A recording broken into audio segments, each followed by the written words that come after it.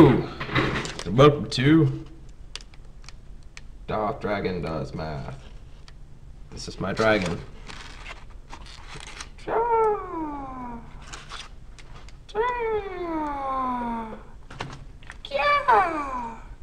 Alright, he's flying around. He's off to do his bidding. Set fire to the village, whatnot. Let's talk about equations today. So, an equation is a statement. You cannot read that. There's no way. An equation is a statement that two expressions are equal. In a statement that two expressions are equal, basically it's an expression like x plus 2, but it has an equal sign, is equal to 3. So a solution is basically what the variable must be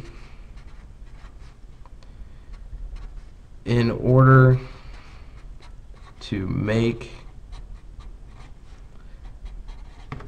the equation true. Now remember, variable is x is a variable. It's a number that's represented by a letter. It's an unknown number represented by a letter. You can't really figure out what x is equal to when there's no equal sign. When there's an equal sign, we can find the solution to what x is by just solving for x. So remember, if we have x plus 2 is equal to 3, we could figure out what x is. And so x is going to be 1. 1 plus 2 is 3. And for this video, for the first few problems that we do, I'm going to be playing with some dice and these little things. So basically what I'm going to do is these are going to be my 1s, and these are going to be my x's. Okay, so if you see a dice, that's going to represent x. If you see one of these, it represents 1. So right here I have 5, and right here I have 2x, because I have 2 dice and I have 5 1s. Okay, I hope that makes sense. But we're going to do that for the first 5 problems. So let's do a couple problems, and hopefully that'll help. So my first problem I want to solve is I want to say x plus 5 is equal to 8. And I'm pretty sure we can do this problem. I'm pretty sure you could say what plus 5 is equal to 8, and you can figure it out pretty easily. But we're going to do it anyway. So I'm going to say x plus 5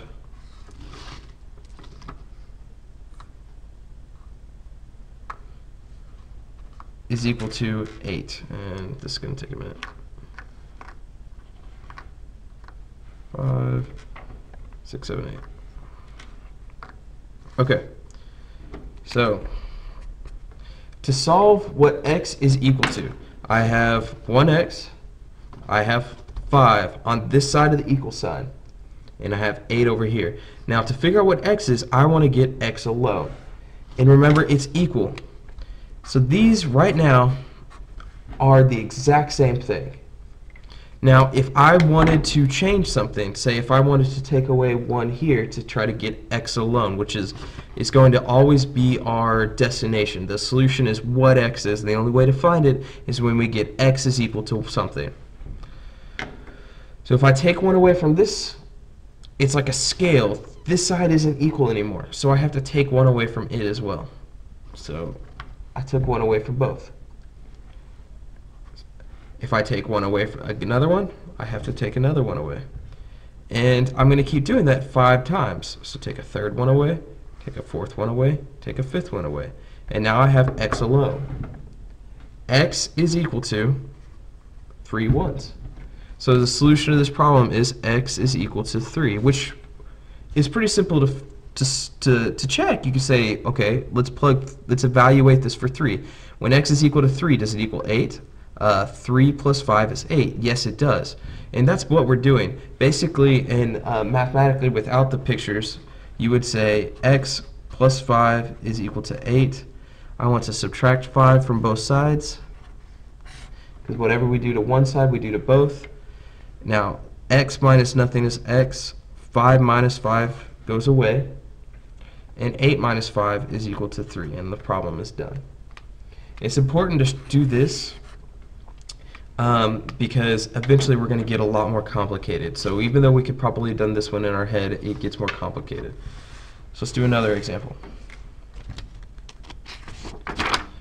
This one is 3x is equal to 12.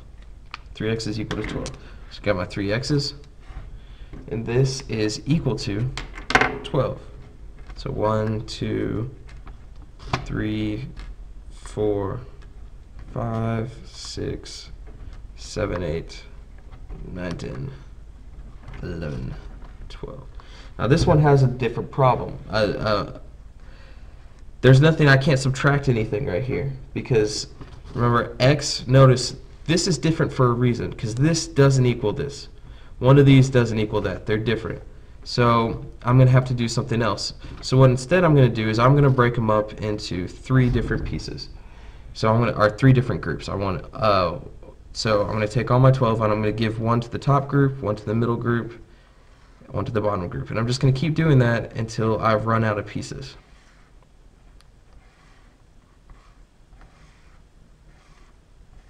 So basically what I've said is I've got 3 groups. I have 3x on this side and I have 12 total over here. But each group is of 4. And basically what this tells me is that x is equal to 4. One group of x is equal to 4. If I have 3 groups of x, if I have 3 x's, I have 4 times 3, which is 12. And so x is equal to, x is equal to 4. We could solve that. We say 3 times 4. Yes, that is equal to 12. Mathematically, if you were going to do this, you'd say, okay, so if 3x is equal to 12, what we do is we say, how do I get x alone? Well, it's multiplied, so I do the opposite. Divide by 3. 12 divided by 3 is this 3 and 3 cancel out. I get x is equal to 12 over 3, which is 4. Okay, let's do another one. Let's do 6 is equal to x minus 3. So 6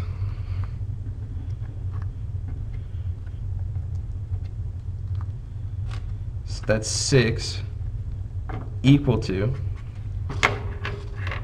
an x, and instead of showing you the red side, I'm going to show you this side for the minus 3.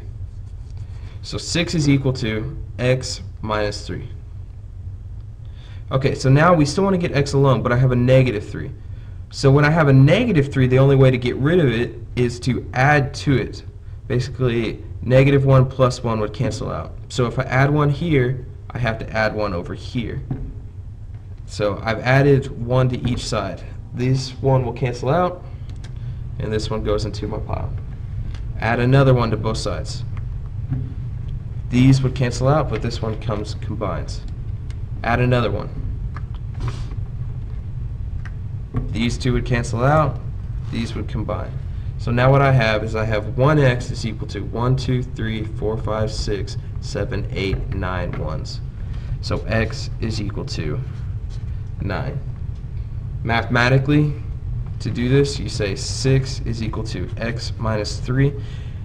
Whatever I want to get away from x, I do the opposite to. So I add 3, and if I do it to one side of the equal sign, I have to do it to the other. So that cancels out. The x stays around, and 6 plus 3 is 9. All right, let's do one more example with the blocks, and then I'm just going to do the rest of them with math. So let's say I have 2x, and that's equal to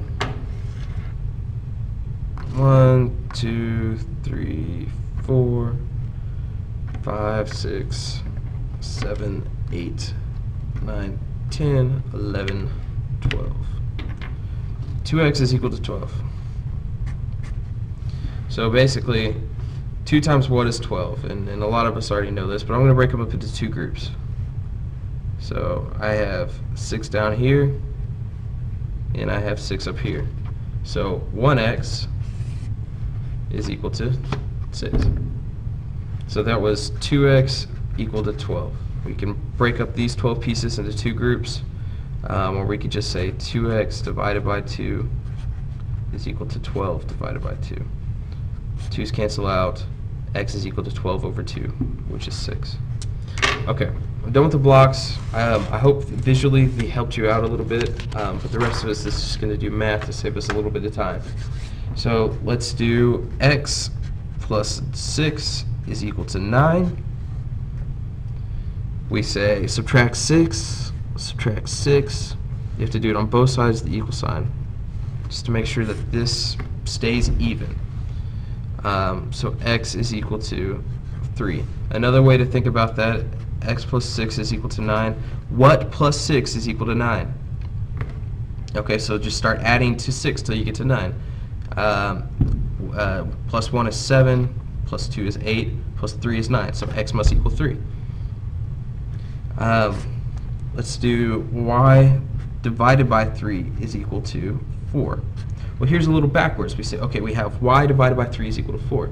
That's a little tricky, but it doesn't have to be. We can say, okay, what divided by 3 is 4? A lot of us know that's 12. Or we say we're dividing, so we have to do the opposite. Basically, if you always do the opposite of the operation being done to the variable, you're going to be okay. So let's multiply by 3. The 3's cancel out. We get y is equal to 4 times 3, which is 12. Another way we could have seen that is 1/3 y is equal to 4. Remember that 1/3 y is the same thing as y over 3. So a lot of times I think of this as y over 3, and I do it automatically. You can divide by 1/3 because it is multiplying y, but then remember, if you have to divide by a fraction, you have to keep, change, flip, and if you're not careful, that can become tricky. So a lot of times if I see this 1/3 y, I make it y over 3. If I said x plus 1/10 is equal to 3/10. Okay? We have fractions, so we automatically think, oh, it's scary, but it's doing the same thing, guys. We say, okay, if I'm adding 1/10, I want x alone, so I have to subtract 1/10. And if I subtract 1/10 from one side of the equal sign, I have to subtract it from both. This means x is equal to, these cancel out, 3/10 minus 1/10. That's 2/10. And because we don't leave this as unsimplified, x is equal to 1/5. One more example. If I had 3y is equal to 2/3. 3y is equal to 2/3. So 3y's is equal to 2/3. Basically, I'm multiplying by y. 3y is 3 times y. I have to divide by 3. So I have 2/3 divided by 3, which is weird. So instead of doing, I'm going to say it like that, basically dividing it by 3 like that. Say this is multiplying by 1/3. 1/3 is 1 divided by 3, and it means the same thing as this. So 2/3 divided by 3 is 2 times 1 is 2, 3 times 3 is 9. If this doesn't make sense, you can still say, okay, 2/3 divided by 3 over 1. Fractions, right? Keep, change, flip. 2/3 times 1/3, and it brings us right back to where we were. Okay, I'm going to end the video there. If you have any questions, let me know. I know that the first day you're going to go over this, I won't be there because I got sick, and I'm recording this while I'm sick. And I'm tired now. Unicorn. Math!